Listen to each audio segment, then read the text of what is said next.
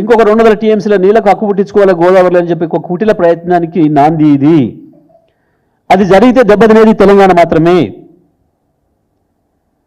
తెలంగాణ హక్కులు కోల్పోయే ప్రమాదం ఉంది.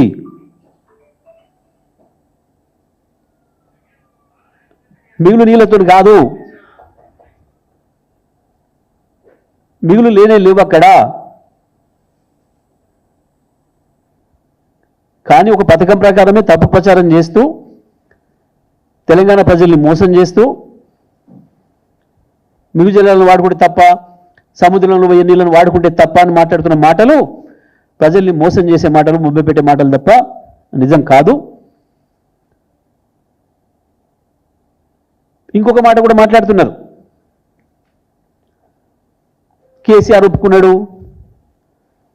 కేసీఆర్ ఏం ఒప్పుకున్నాడు? మీరు కనుక వాడుకోవాలనుకుంటే కింది నుంచి అది మాకు కూడా కృష్ణా బేసిన్లో ఉండే మాకు కూడా ఉపయోగపడే పద్ధతులు అయితేనే మేము ఒప్పుకుంటామని చెప్పి స్పష్టంగా చెప్పినాం. నది ద్వారా, కృష్ణా నది ద్వారా వెనక్కి తీసుకురామని చెప్పినాం.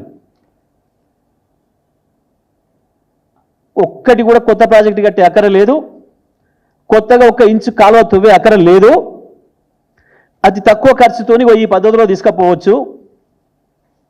ప్రకాశం బ్యారేజ్ నుంచి పులిచింతలకి, పులిచింతల నుంచి సాగర్కి, టేల్ పాయింట్కి, అక్కడి నుండి శ్రీశైలంకు తీసుకొని ఇక్కడ ఈ పద్ధతిలో తీసుకపోతే మాకు కూడా ఇబ్బంది లేదు. మేము 200 టీఎంసీలు వాడుకుంటాం.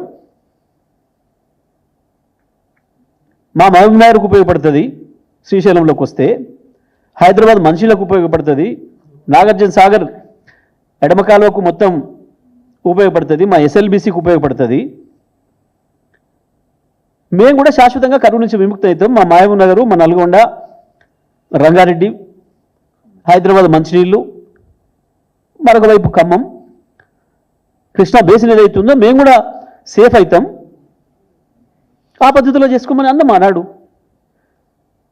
సముద్రంలో వృధాగా పోయే నీళ్ళని ఎట్లా ఉపయోగంలో తీసుకురావచ్చో, ఎట్లా తెలివిగా చేసుకోవచ్చో, 2 రాష్ట్రాలకు ఉపయోగపడే పద్ధతుల్లో ఎట్లా చేసుకోవచ్చో అది ఆలోచించాలి అని చెప్పి కేసీఆర్ గారు ఉత్తరం రాసిండ్రు. వాస్తవానికి కేంద్ర జలవనరుల మంత్రి రాసిండ్రు, వాస్తవం అది.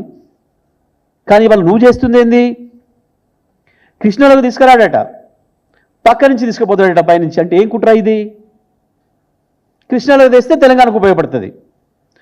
చంద్రబాబు నాయుడు నువ్వు మాట్లాడే మాటలు నిజమే అయితే ఎందుకు కృష్ణానదిని ఉపయోగించి తీసుకురాకుండా 80,000 కోట్లు ఖర్చు పెట్టి పైన తీసుకుపోవాలనుకుంటున్నావు? కృష్ణానదిని ఉపయోగించుకొని వస్తే 8-10 కోట్లతో అయిపోతుంది. 8-10,000 కోట్లతో అయిపోతుంది. ఒక 3 లిఫ్ట్లతో అయిపోతుంది. ఇది కాకుండా నువ్వు 80,000 కోట్లు పెట్టి అక్కడి నుంచి అటు తీసుకుపోవాలనుకుంటారేంది? అంటే తెలంగాణకు హక్కులు దొరకొద్దు, తెలంగాణకు నీళ్ళు దొరకొద్దు, తెలంగాణ ప్రజలు బాగుపడద్దు. ఇది కదా నీ కుట్ర. ఇవాళ తెలంగాణ బీజేపీ నాయకులైనా, కాంగ్రెస్ నాయకులైనా, ఇతర పార్టీల నాయకులైనా గమనించాల్సిన విషయాలే. కేసీఆర్ మీద నెపం పెట్టి, ఇంకొకరి మీద నెపం పెట్టి, వాళ్ళ మధ్యన పంచాయతీలు పెట్టి పబ్బం గడుపుకోవాలనే ప్రయత్నం చంద్రబాబు అండ్ కో చేస్తూ ఉన్నారు. నిజమే, ఇవాళ బీజేపీకి చంద్రబాబుతో అవసరం ఉంది.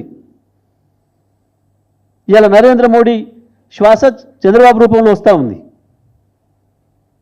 ఆయనకి ఈయన ఊపిరి అయి ఉన్నాడు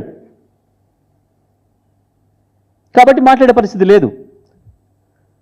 మోడీ ఏమైనా ఉండొచ్చు, చంద్రబాబు ఏమైనా ఉండొచ్చు, కానీ వాళ్ళ తెలంగాణ బీజేపీ ఎంపీలు గెలిపించింది తెలంగాణ ప్రజలు,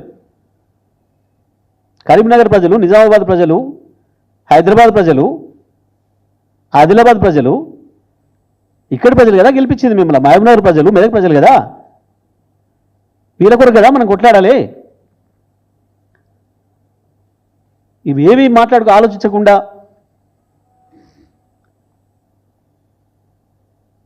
దీంట్లో ఏందో రాజకీయాలు లాభం వస్తుందో తెలివి తక్కువ ప్రయత్నం చేయకండి. రాజకీయ ప్రయోజనాలు రాకపోగా మొత్తం మన బతుకు తెరివే ఆగమైపోతుంది తెలంగాణది.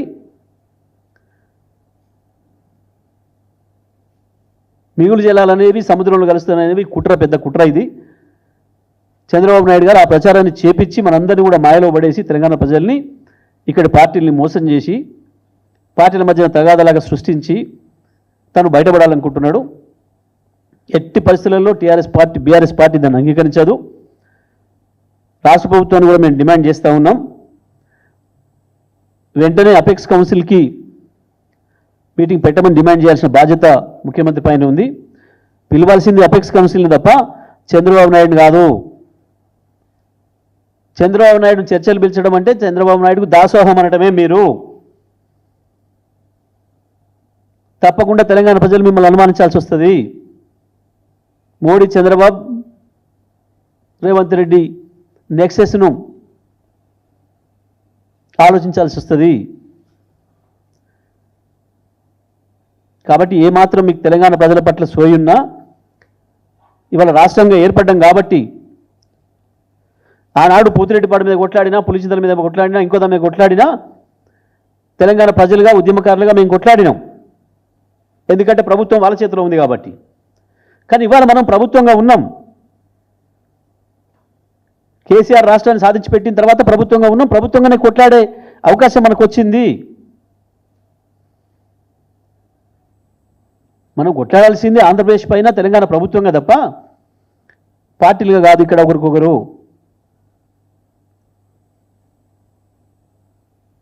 కాబట్టి వెంటనే అపెక్స్ కౌన్సిల్ మీటింగ్ డిమాండ్ చేస్తూ రాష్ట్ర ప్రభుత్వం అక్కడ మన అభ్యంతరాలు వ్యక్తం చేయాలి. ఒకవేళ చంద్రబాబు నాయుడు ఆయనకున్న పరపతిని ఉపయోగించి మోడీని లొంగ తీసుకొని మనం నెగ్లెక్ట్ చేసి ఏదైనా ప్రయత్నం చేసినా రేపు సుప్రీంకోర్టు పోవాలంటే కూడా మొట్టమొదటిగా అపెక్స్ కౌన్సిల్ సమావేశంలో మనం వ్యతిరేకించినట్టుగా ఉండాలి, రికార్డు కావాలి. ఇది చాలా ముఖ్యమైనది. న్యాయపరమైన పోరాటానికి కూడా మనం వేదిక ఏర్పాటు చేసుకోవాలి. కాబట్టి దానికి కావాల్సిన స్టెప్స్ కూడా ఇప్పుడే తీసుకోవాలి. కాబట్టి రాష్ట్ర ప్రభుత్వం ఆ పద్ధతిలో ఆలోచన చేయాల్సిన అవసరం ఉంది. కాబట్టి వెంటనే మేము డిమాండ్ చేస్తూ ఉన్నాం రాష్ట్ర ప్రభుత్వాన్ని, ముఖ్యమంత్రిని, సరైన పద్ధతుల్లో మీరు ముందు పోవడం లేదు. ఇప్పటికైనా ప్రభుత్వం కళ్ళు తెరిచి వెంటనే అపెక్స్ కౌన్సిల్ను పెట్టమని చెప్పి డిమాండ్ చేయాల్సిన అవసరం ఉంది. అన్ని పద్ధతుల్లో న్యాయ కోవిదులతో కూడా మాట్లాడుకొని, కేవలం రాజకీయాలు మాట్లాడుకోవడం కాకుండా న్యాయ కోవిదులతో కూడా మాట్లాడుకొని తీసుకోవాల్సిన స్టెప్స్ వెంటనే తీసుకోవాలని చెప్పి మేము డిమాండ్ చేస్తూ ఉన్నాం.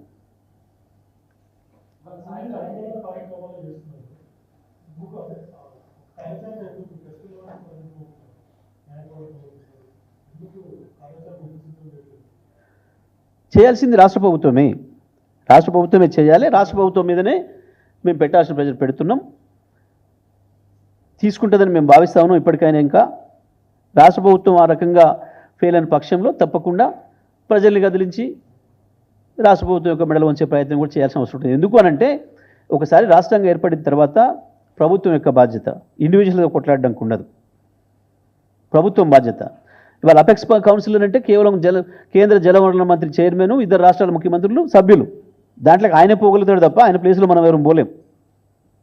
తెలంగాణ ముఖ్యమంత్రి ఎవరు ఉంటే వాళ్ళు పోవాలి. తెలంగాణ ముఖ్యమంత్రి ఎవరు ఉంటే వాళ్ళకే డిమాండ్ చేసే రైట్ ఉంటుంది. కాబట్టి రాష్ట్ర ప్రభుత్వంగా చేయాల్సిన అవసరం ఉంటుంది. ఇది ప్రభుత్వంతో కొట్టాడాల్సిన విషయం. ప్రభుత్వమే కొట్టాడాల్సిన విషయం. ప్రభుత్వం సరైన పద్ధతిలో పనిచేయనప్పుడు ప్రజల్ని కలుపుకొని పార్టీలుగా చేయాల్సి వస్తుంది. ప్రభుత్వాన్ని లొంగదీయడానికి, ప్రభుత్వాన్ని యొక్క మెడలు బట్టి పనిచేయించడానికి ప్రజలు కదలాల్సి వస్తుంది. అప్పుడు తప్పకుండా బీఆర్ఎస్ పార్టీ కార్యాచరణ ఉంటుంది.